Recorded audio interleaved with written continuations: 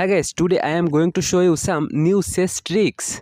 But the first part of the video is a familiar trick. I can guarantee that 80% of you have not seen the part after that. A special request to watch full video. So let's start the opening. This game starts with Queen e1 opening. Then Black responds Knight to f6. It is Indian opening. White play pawn to c4. Then Black play pawn to e5. It is Budapest Gambit.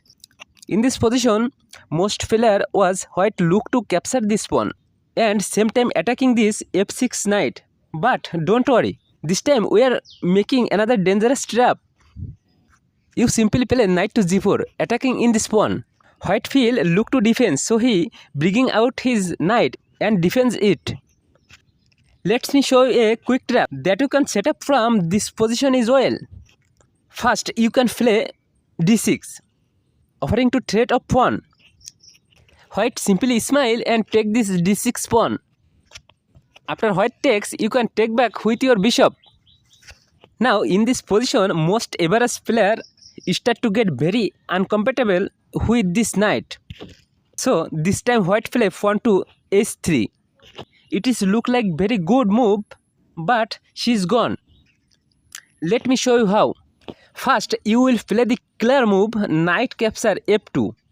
Your double attack in the queen and the rook. He will have to take with the king.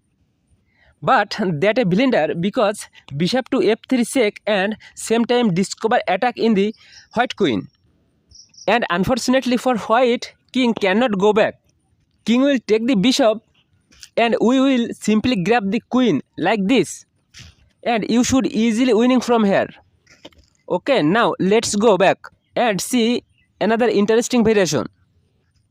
This time we continue to attack this pawn with knight to c6. White defends with this bishop. Now we will develop the dark square bishop and give a check. The king cannot move. He obviously cannot block with queen, and if he block with this knight or bishop, then he will lose a defender of this pawn.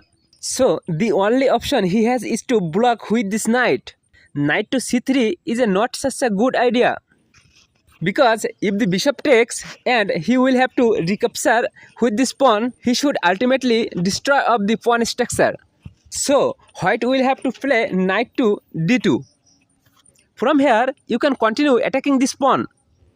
This time by bringing out the queen to e7. Very common continuation from white could be to push this pawn forward. With the idea and trapping this bishop. You will ignore this bishop and instead capture the pawn with this knight. Then he can package back and go home. Because knight to d3 is a beautiful smothered checkmate. Even if it does not take your bishop and take your knight instant like this, then you can simply take back with your other's knight. Still white cannot take your bishop because this checkmate threat still exists. So the best move for white could be to play e3. Defending the d3 square with this bishop. After this, bishop takes knight check and queen take back, and if you look at the board, it's almost equal position. This video is end.